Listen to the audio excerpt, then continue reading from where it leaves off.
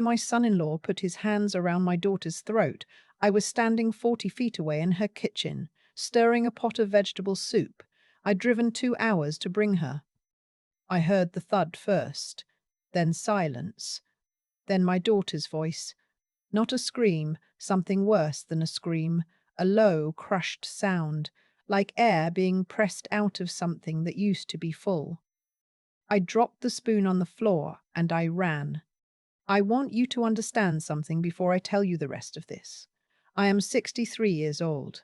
I grew up in a small town outside of Raleigh, North Carolina, raised by a mother who believed you kept family business inside the family walls. I was married for 31 years to a good man who treated me like I was made of something worth protecting. I did not grow up with violence. I did not know how to recognize it when it wore a nice face and drove a clean car and brought flowers to Sunday dinner. That's the thing about men like my son-in-law, Daniel. They don't start out showing you who they are. They start out showing you who they want you to think they are. My daughter Claire met Daniel when she was 34.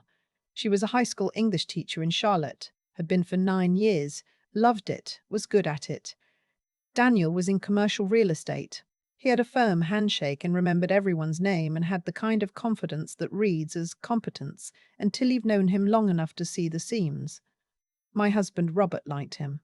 I had a feeling I couldn't name, something that sat in the back of my throat every time Daniel spoke over Claire at dinner, every time he answered a question that had been directed at her. But Claire was happy, or she seemed happy, and I told myself the feeling in my throat was just old woman nerves, the kind that come from loving someone so much you're looking for reasons to worry. They got married in the fall of 2019. Small ceremony, beautiful. Claire wore her grandmother's pearls. I cried through the whole thing and told myself they were happy tears. Robert passed away 14 months later. Heart attack, sudden, February of 2021. And everything that came after, the grief, the isolation, the way the world had already locked itself down, made it so that I wasn't paying attention the way I should have been. I was drowning in my own loss. I wasn't watching my daughter closely enough. By the time I started to see what was really happening inside that house, Claire had been living inside it for almost 2 years. It started with small things I'd explain away. Claire stopped calling on Sunday evenings the way she always had. When I called her instead, she sometimes sounded flat, distracted, like she was choosing her words carefully. Once I called and Daniel answered her phone and told me she was resting and couldn't talk. She was 36 years old and needed her husband to answer her phone and tell her mother she was resting. I told myself she was tired. Teachers were exhausted that year. Everyone was. Then the visits started getting shorter. Claire and I had always had a rhythm. I'd drive up on a Friday, we'd spend the whole weekend together, cook, watch old movies, stay up too late talking. After the wedding, it became Saturday only. Then, just an afternoon. Then she started coming to me instead, always alone, always saying Daniel had work, always leaving before dinner even when I'd made her favorites. She looked thin, she laughed at things that weren't funny, and went quiet, at things that should have made her laugh. Once I caught her checking her phone under the table every few minutes the entire time she was at my house, and when I asked who she was waiting to hear from, she said nobody, just a student thing, and changed the subject so fast I almost got whiplash. I should have pushed harder. I know that now. I live with that. The visit I'm telling you about happened on a Thursday in March. Claire had left a message the night before saying she was having a hard week and would I maybe want to come up. That was unusual.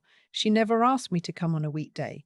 Daniel didn't like her having visitors when he was working from home, and he'd been working from home since 2020. But she asked, and she sounded so tired, and I said, of course, I'll be there by noon. I made the soup on the drive up, figuratively speaking, had it in a pot in the passenger seat, wrapped in a dish towel the way my mother used to transport food. When I got to the house, Daniel's car was in the driveway, which surprised me. Claire met me at the door and she looked, I don't know how to say it, she looked like a woman trying very hard to look normal. Eyes a little too wide, smile a little too quick. She took the soup from me and said Daniel was on a call and would be done soon and we could all have lunch. We sat in the kitchen and talked. I told her about the garden, about the neighbor's new dog, about a book I was reading. Small talk, careful talk. I was aware, in the way you're aware of weather changing, that the house felt like it was holding its breath. Then Daniel came downstairs. He came into the kitchen and he looked at me and he said very pleasantly, "I thought you were coming Saturday." I said Claire had called and asked me to come today. Something moved across his face, just a flicker. He looked at Claire and he said, still pleasantly, "Is that right?" It wasn't a question. Claire said she'd had a hard week and wanted her mum. Her voice was small in a way it hadn't been when we were alone. Daniel smiled and said of course that was fine, he just would have appreciated a heads up. And then he poured himself a glass of water and went back upstairs. We ate lunch. Claire was quiet. I kept trying to catch her eye and she kept looking slightly to the left of my face. Afterward, I washed the dishes and she dried them and I said quietly, "Baby, are you okay?" And she said yes. And I said, "Claire, are you actually okay?" And she looked at the doorway to the stairs and she said, "Mom, please don't." That was when I understood that I hadn't been wrong about the feeling in my throat. I'd just been too slow. I was rinsing the last bowl when I heard them upstairs. Not the words, the walls were thick, but the shape of his voice, low and hard, and then her voice higher, defensive, and then a long silence, which was almost worse, and then the thud, and her sound, and I dropped the spoon and I ran. I got to the bottom of the stairs and I shouted Daniel's name so loud my voice echoed in that big front hallway. I don't know why I did that, some instinct, some hope that the sound of his name would stop whatever was happening. I heard his voice say something sharp and then Claire appeared at the top of the stairs, holding onto the railing. And I could see even from where I was standing that her collar was twisted and her face was flushed, and she had the very specific look of a woman trying to decide what version of reality to present. She said, "Mom, we're fine." Daniel appeared behind her. He straightened his shirt. He said, "Sorry about that. We were just having a disagreement. Everything's okay."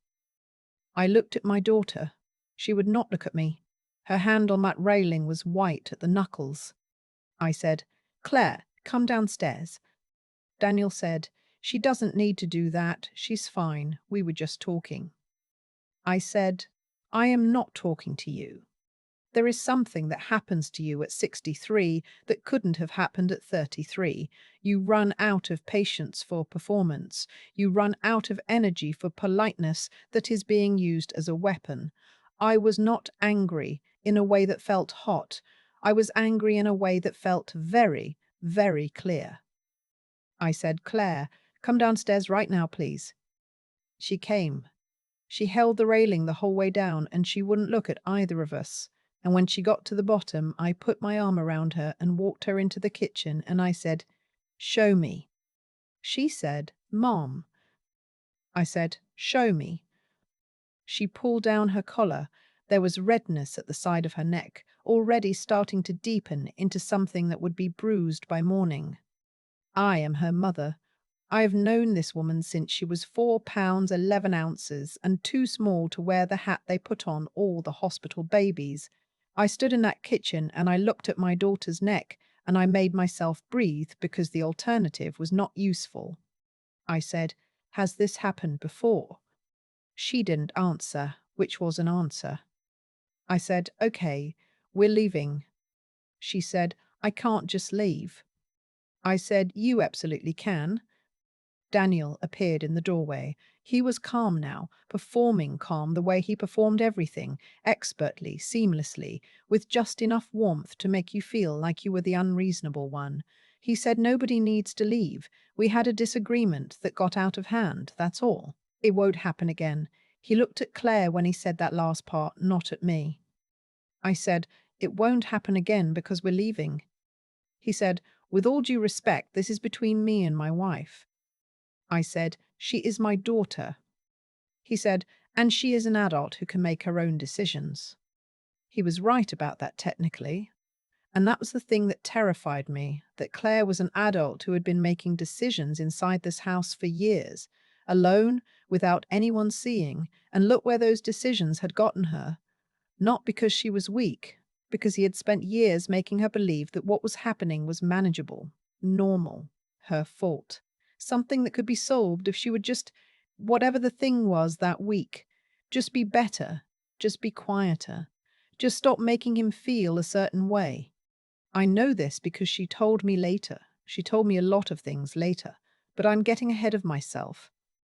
I looked at Daniel and I said, "We will be leaving now. I suggest you do not try to stop us."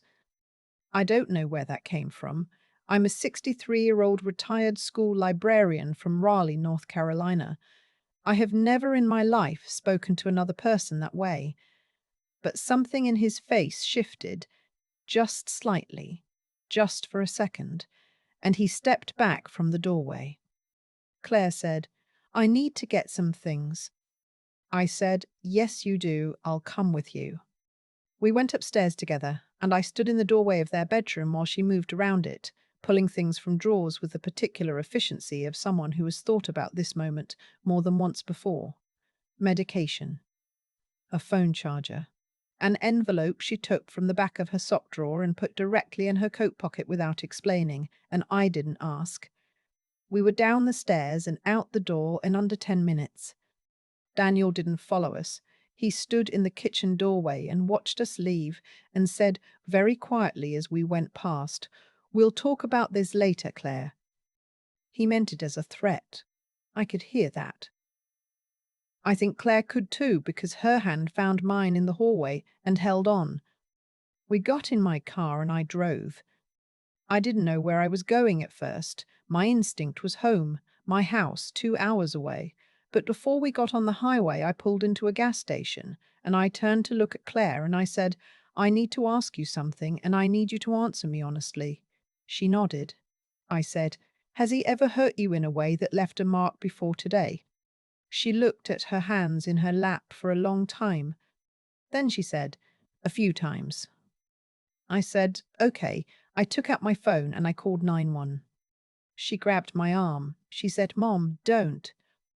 I said, "Baby, I love you more than anything on this earth, but I am calling, and here is why." I took her hand with my free hand and I held it, and I said, "Because if I don't, the next time he decides to have a disagreement with you, I won't be in the kitchen to hear it." She started crying. She cried the way you cry when you've been not crying for a very long time. The dispatcher asked for the address. I gave it to them. I told them what I'd witnessed and what Claire had shown me and what she'd told me. The dispatcher was calm and professional and told us to stay where we were and that a unit would be sent to the house. What happened next was the part I didn't expect. A female officer named Detective Reyes arrived at the gas station about 20 minutes after I called. She introduced herself to both of us, and she spoke to Claire first, and she did it with a directness that I think surprised my daughter. Not coldness, the opposite, a kind of plain-spoken respect that said, "I see you, you are not in trouble, I am here to help you be safe." She asked Claire questions I couldn't hear because she walked a little bit away with her.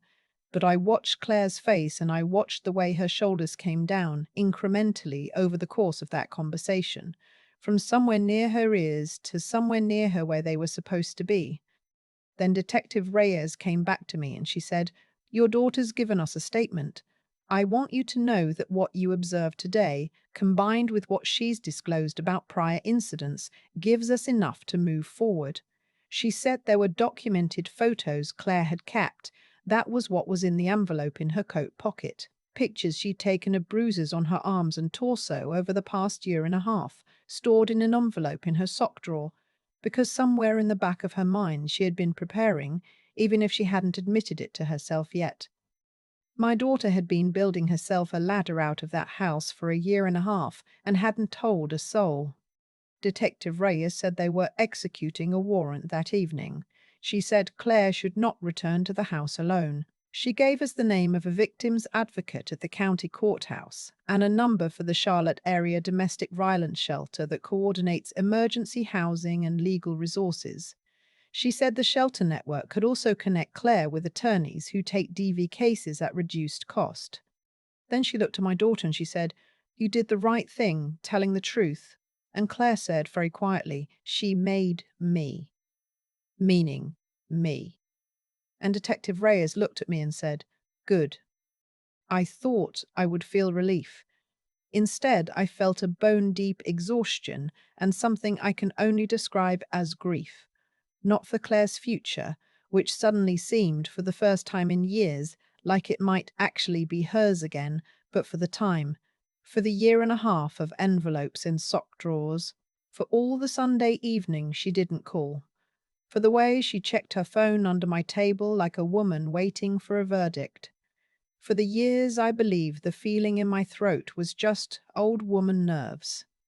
Daniel was arrested that evening at the house. He was charged with assault inflicting serious bodily harm under North Carolina law and with domestic criminal trespass under a protective order that was issued the following morning. His attorney had him out on bond within 48 hours, which is its own particular injustice and one I am still learning to sit with. But the protective order held. He could not go near Claire, could not contact her, could not come within 500 feet of my house when she was staying with me, which she did for the next 3 months. His parents called me twice. His mother left a voicemail that I am not going to repeat here because some words deserve to stay buried, but the essence of it was that I had overreacted and destroyed their son's career over a private family matter. I did not return the call. I have not spoken to either of them since. Claire filed for divorce in April because North Carolina requires either a 1-year separation or provable fault grounds, and because she had the photos and the police report and Detective Reyes's testimony, they were able to proceed on fault grounds. The proceedings took 8 months. Daniel's attorney made them as painful as legally possible. There were depositions that left Claire shaking on my couch afterward, motions and counter-motions, an attempt to subpoena Claire's therapist records that was denied. There was a period in June where Daniel's attorney sent a letter suggesting that Claire had fabricated the injuries and that I, quote, had instigated a false report against my son-in-law out of long-standing animosity toward him. I cannot tell you how I felt reading that letter in my kitchen with my morning coffee. I want to tell you I was above it. I was not above it. I cried, and I was furious, and I called Claire's attorney and I told her that I was prepared to testify to exactly what I saw, exactly what Claire showed me, exactly what she told me, and that I had a very good memory for detail. The divorce was finalized in December. Claire got the house, which she has since sold. She's renting an apartment now, closer to the school where she still teaches. She started running again. She used to run in college and had stopped sometime in the first 2 years of the marriage, another small thing I'd noticed and explained away. She calls me on Sunday evenings again. Sometimes she calls just to talk about nothing. A funny thing a student said, a book she's reading, a recipe she tried. Those calls are the best part of my week. She's in therapy, good therapy, with a woman who specializes in coercive control and who has helped Claire put language to things she spent years not having words for. She talks about that work carefully, still protective of her own interior. She's always been a private person, my daughter. But she talks about it, which is more than she did before. There are things that are harder to fix. She still sometimes apologizes for things that don't need apologies. She still sometimes goes quiet in a way that has a different quality than regular quiet, a braced quality, and I've learned to just put my hand on hers when that happens and wait. She is still learning to want things out loud. She is still learning that what she wants is allowed to matter. That takes time, longer than a divorce proceeding, longer than a year of therapy, maybe longer than I'll get to see. But she's learning. That's what I hold on to. People have asked me, since all of this came out, friends, a few family members who knew something was wrong and didn't know what to do, they've asked me what I would say to a mother who suspects what I suspected and doesn't know what to do. And I think about that a lot, because for a long time I was that mother. For a long time I had a feeling in the back of my throat, and I named it something manageable and I moved on. What I would say is this: The feeling is not nerves. You are not being dramatic. You are not a woman who doesn't understand modern marriages or your child's adult choices. You are a mother who has known this person their entire life, and you are seeing something the person inside the situation cannot see from where they're standing. The most dangerous thing I did for 2 years was make my instincts small. The bravest thing I ever did was drop a spoon on a kitchen floor and run. I think about that moment sometimes. The spoon hitting the tile, the soup still on the stove, the way my feet moved before I'd made a conscious decision to move them. My body knew before my brain gave it permission. After 63 years of living carefully and politely and not making things harder than they needed to be, something in me knew, not this time, not her. If you are watching this and you have a feeling in the back of your throat, please don't do what I did for 2 years. Don't name it something manageable. Don't tell yourself she seems happy enough. He seems fine. Families are complicated.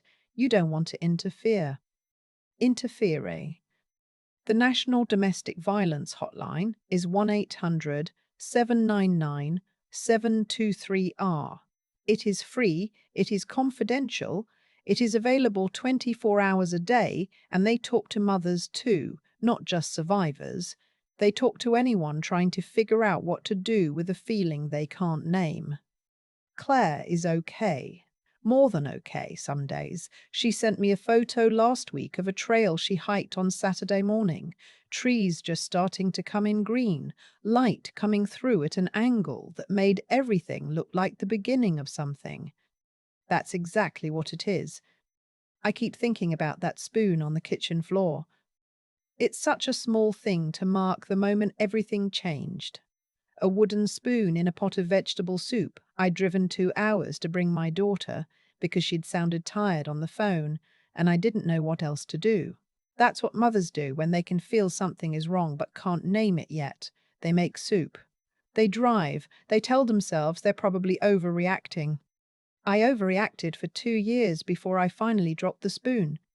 What I've come to understand, sitting with all of this, is that what happened inside Claire's marriage didn't happen because Daniel was some obvious monster from the start. It happened gradually, in the way that wrong things often do, one small adjustment at a time, each one so reasonable seeming in isolation that by the time you step back and look at the shape of it, years have gone by. He didn't start by putting his hands on her. He started by putting his hands on her. He started by answering her phone. He started by rearranging her Sundays. He started by making her feel, slowly and expertly, that her own instincts were not to be trusted. That's the part I think about most. Not the violence, as terrible as it was, but the long, quiet work that came before it, the erosion of her confidence in her own perception, because a person who trusts herself leaves. A person who has been taught day after day that she is too sensitive, too dramatic, too much. That person stays and tries harder. Claire is one of the most intelligent women I know. She has a master's degree. She spent her career helping young people think clearly and question what they're told. And still it happened to her, because intelligence alone is not armor against someone who is deliberately, patiently dismantling your sense of reality. What saved her, what I believe saved her in the end, wasn't just that I happened to be in that kitchen. It was that she had quietly, stubbornly refused to stop knowing the truth entirely. She took those photos. For 18 months she documented what was happening, kept the evidence in an envelope in her sock drawer, didn't show it to anyone, maybe didn't even let herself look at it too often, but she kept it. Some part of her, underneath all the conditioning, had held on to the understanding that what was being done to her was wrong and that it was not her fault. That took a kind of moral clarity, a refusal, even unconscious, to let a lie fully replace the truth, that I find remarkable when I think about it now.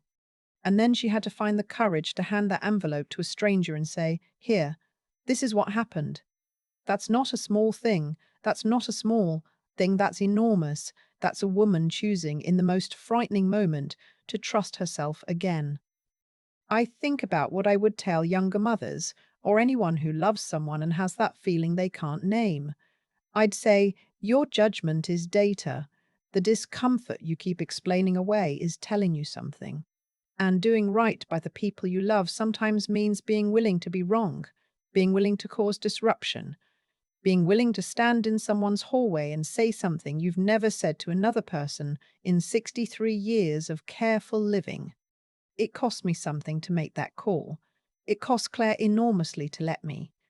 But the life she's building now, the Sunday phone calls, the trail photos, the slow return to herself, that was always on the other side of that cost. We just had to be willing to pay it. The photo she sent me last week is still on my phone. I look at it more than I probably should. Trees coming in green, light at an angle, a trail going somewhere you can't quite see yet. I don't need to see where it goes. She's the one walking it.